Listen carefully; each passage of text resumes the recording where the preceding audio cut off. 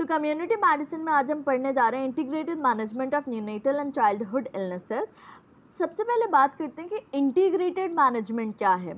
So basically इसमें क्या होता है कि that a child that is suffering from a single condition like a fever, so हमने उसको सिर्फ फीवर के लिए ही ट्रीट नहीं करना, बल्कि उसके साथ होने वाले डायरिया, वॉमिटिंग, रैश, कोई अगर उसको डिफ़िकल्टी इन ब्रीथिंग हो रही है या कोई और साइन एंड सिम्टम उसके साथ है, हमने उसको भी ट्रीट करना है।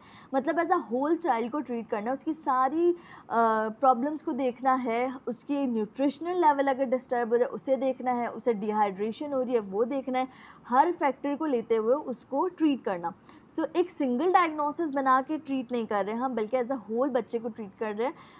सही, इसके साथ साथ सिर्फ उसकी क्लिनिकल साइंस एंड सिम्टम्स और डिजीज़ को ट्रीट नहीं कर रहे, बल्कि हम उसकी न्यूट्रिशनल लेवल को भी मेंटेन करना और ऐसे कुछ फैक्टर्स इंक्लूड करना जिसकी वजह से हम फर्दर बच्चे में इस बीमारी को प्रिवेंट कर सकें।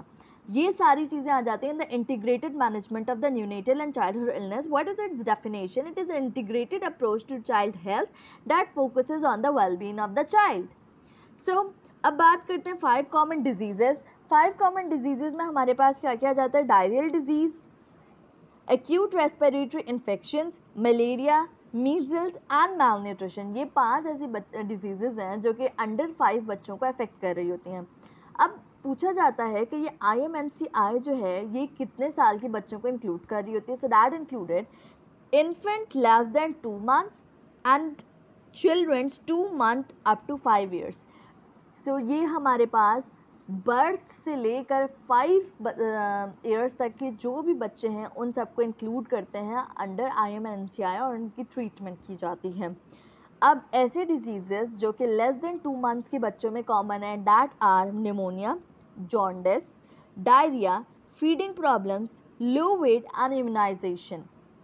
And the diseases that are common between 2 months up to 5 years that include pneumonia, diarrhea, dysentery, dengue, malaria, malnutrition. Now next is what are the objectives of IMNCI? So objective की बात की जाए that is reduce preventable mortality, minimize illnesses and disability, promote health growth and development of the children less than 5 years. So सबसे पहली बात कि बच्चों में होने वाली डिजीज़ को प्रिवेंट करना, मिनिमाइज़ करना, बच्चों में कोई डिसेबिलिटी होने से बचाना, ये सारे फंक्शन है IMNCI। सिर्फ उनको डिजीज़ रिलेटेड नहीं बल्कि डेवलपमेंट, हेल्दी ग्रोथ होना, उनकी न्यूट्रिशन अच्छी रखना, ये भी सारे ऑब्जेक्टिव्स होती हैं ऑफ द IMNCI के। कंपोनेंट्स क्या हैं पूछा जाता है, ऑब्जेक्टिव्स, कंपोनेंट्स, ये जितने भी पॉइंट्स मैं आपको बता रही हूँ सब पूछे जाती हैं OSPI में। सो इन्हें अच्छे से समझिएगा। कंपोनेंट्स क्या होते हैं? 3 कंपोनेंट्स होते हैं। पहला तो यही कि इंटीग्रेटेड मैनेजमेंट करना ऑफ द न्यूनेटल और चाइल्डहुड इलनेसेस, मतलब कि कोई भी केस अगर हमारे पास आया है तो हेल्थ वर्कर्स को इतनी ट्रेनिंग होनी चाहिए कि वो केस मैनेजमेंट बहुत अच्छे से करें, according to the standards, according to the guidelines करें। Then second is health system strengthening. इसमें क्या है कि जो भी हमारे पास हेल्थ डिपार्टमेंट्स हैं उनमें क्वालिटी केयर प्रोवाइड करना, उन्हें स्ट्रेंथन करना, उन्हें बेसिकली उन तक पहुंचने में आसानी करना। ऐसा ना हो कि एक जगह बच्चा बीमार है और इतनी दूर दूर हॉस्पिटल्स हों, लोगों के पास ये हेल्थ सिस्टम फैसिलिटीज़ पहुंचवाना, क्वालिटी ऑफ फैसिलिटी होना, देन वी हैव ड्रग्स भी अवेलेबल होना। उसके बाद लास्ट जो फैक्टर है that is improving family and community health practices for health growth and development. See, बच्चा जब बीमार होता है तो it's responsibility of the family कि वो उसको हॉस्पिटल तक लाएं। तो फैमिली को भी ये ट्रेनिंग देना कि बच्चे में अगर इस तरीके के साइंस एंड सिम्टम्स हों तो फ़ौरन से डॉक्टर के पास लेकर आएँ, केयर सीकिंग करना। ऐसा ना हो कि बच्चा बीमार हो और घर में खुद से दवाइयाँ दे रही हों, खुद से अपने टोटके यूज़ करें। सो उन्हें केयर सीकिंग बताना, nutritional status of the child को किस तरीके से मेंटेन रख सकते हैं वो सब बताना। इसके अलावा होम केयर मैनेजमेंट, लाइक अगर डिहाइड्रेशन हो रही है और हॉस्पिटल दूर है तो आप ORS कैसे बना सकते हैं। ये छोटी छोटी सी चीज़ें होती हैं जिसके बारे में फैमिली को अवेयरनेस होना बहुत ज़रूरी है टू प्रिवेंट एनी डिसेबिलिटी या any complication in the childhood illness. Then countries with high infant mortality rate, 5 countries के नाम जिनमें इन्फेंट मोर्टेलिटी रेट बहुत ज़्यादा है, जिसमें one of the country is Pakistan as well, Nigeria, India, Pakistan, Democratic Republic of Congo, Ethiopia. इन सब में इन्फेंट मोर्टेलिटी रेट हाई होने का रीज़न क्या है? Pre term birth complications, birth asphyxia, pneumonia, diarrhoea and measles. ये भी याद रखिएगा कि इनमें इन्फेंट मोर्टेलिटी रेट हाई होने की 5 कॉजेज़ क्या हैं। सो अब अगर बात की जाए पाकिस्तान में चाइल्ड मोर्टेलिटी रेट से related, so under 5 years mortality rate is 65 death पर 1000 live birth, infant mortality rate is 54 death per 1000 live births and neonatal mortality rate is 40 death per 1000 live birth। फिर उसके बाद अब बात करते हैं कि ये इतना हाई मोर्टेलिटी रेट है क्यों पाकिस्तान में। So that is poor living conditions like lack of clean water supply नहीं है अच्छी, देन पुअर हाइजीन है, ओवर क्राउडिंग है, सैनिटरी सिस्टम्स अच्छे नहीं हैं, poor quality of care provided by health care workers हैं। मतलब जो क्वालिटी ऑफ हेल्थ जो हेल्थ केयर प्रोवाइडर्स को प्रोवाइड करनी चाहिए वो नहीं वो प्रोवाइड कर रहे, स्टैंडर्ड्स गाइडलाइंस को फॉलो नहीं करते, वो डिले हो जाता है इन सीकिंग अप्रोप्रिएट ट्रीटमेंट। कोई जो हॉस्पिटल्स हैं इन रूरल एरियाज़ वो इतने दूर दूर होते हैं कि जब तक वहाँ पहुँचते हैं तब तक काफ़ी कॉम्प्लिकेशंस डेवलप हो चुकी होती हैं। तो that delay is basically one of the factors. Then inability of parents to recognise danger signs. Basically जो पेरेंट्स हैं mostly in the rural areas उन्हें ये अवेयरनेस ही नहीं दी गई है या उन्हें पता ही नहीं है कि डेंजर साइंस क्या हैं, या बच्चे को अगर बच्चे की तकलीफ़ अगर बढ़ती जा रही है तो उन्हें क्या करना चाहिए, या होम केयर मैनेजमेंट वो इन अर्जेंटली क्या कर सकते हैं। So these are the things that are leading to the high mortality rate in Pakistan.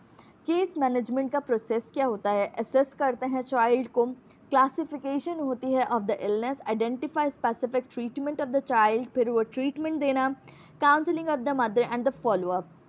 बच्चा आता है उसकी हिस्ट्री ली जाती है, then we make a diagnosis बनाने के बाद हम बोलते हैं कि हम स्पेसिफाई करते हैं कि क्या क्या हम बच्चे को ट्रीटमेंट दे सकते हैं। उसके बाद हम ट्रीटमेंट देने के बाद हम काउंसिल करते हैं मदर को और फिर नेक्स्ट फॉलोअप के लिए बुला लेते हैं।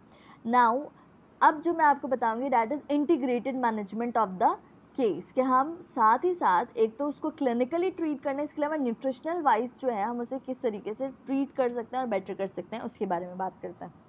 अब जैसे ही बच्चा हमारे पास आएगा सबसे पहले हमने असेस करना है, चेक करना है डेंजर साइंस को, like convergence, lethargy, inability to drink या ब्रेस्ट फीड या वॉमिटिंग। उसके बाद हम देखेंगे कि मेन सिम्टम क्या है, कफ है, सांस लेने में मसला हो रहा है, डिस्निया हो रहा है, डायरिया हो रहा है, फीवर हो रहा है, या एयर प्रॉब्लम्स है, एयर पेन्स है, या डिस्चार्ज है। देन उसके बाद असेस करना रिलेटेड टू न्यूट्रिशन या immunisation status of the child. फिर हम देखते हैं कि कोई और प्रॉब्लम तो नहीं है बच्चे को, कोई और डिज़ीज़ तो नहीं है, प्रीवियसली कोई डिज़ीज़ या कोई ट्रीटमेंट चल तो नहीं रही होती, इससे रिलेटेड हम देखते हैं। And then we give a colour coding to the child.